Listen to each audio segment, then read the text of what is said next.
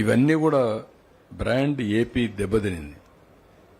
ఇలాంటివన్నీ రివైవ్ చేసి మళ్ళీ ఈ రోజుకి మీరు చూస్తే దగ్గర 21 లక్షల ప్లస్ పెట్టుబడులు వచ్చే పరిస్థితికి వచ్చింది. దీనివల్ల దగ్గర మీకు ఎంప్లాయ్మెంట్ కూడా చూస్తే మ్యాక్సిమం రాష్ట్రంలో 16 24 లక్షల ఉద్యోగాలు వచ్చే పరిస్థితికి వచ్చాం. ఇది బిగినింగ్ మాత్రం. అందుకే ఈరోజు ఇంకొక నిర్ణయం చేశాం. అది కూడా ఎస్క్రో అకౌంట్. ప్రభుత్వం యొక్క విశ్వసనీయత దెబ్బతీసినప్పుడు కొంతమంది చాలామంది ఈ ప్రభుత్వ విధానాల వల్ల, గడిచిన ప్రభుత్వం యొక్క విధానాల వల్ల డీఫంక్ట్ అయిపోయారు, డిఫాల్ట్ అయిపోయారు, దివాలా తీసే పరిస్థితికి వచ్చారు.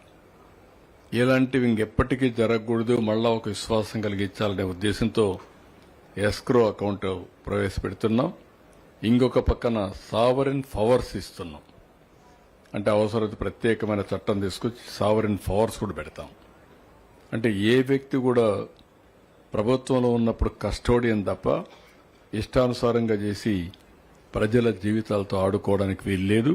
అది కూడా చేయబోతున్నాం మనం. ఎందుకంటే 5 ఏళ్లు మనకు ఈ రాష్ట్రం చాలా నష్టపోయాం.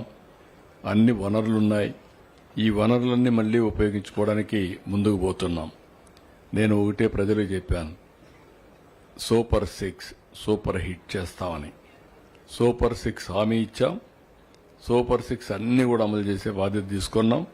1 by 1 అన్ని చేసుకుంటూ మెజారిటీ చేసే పరిస్థితికి వచ్చాం.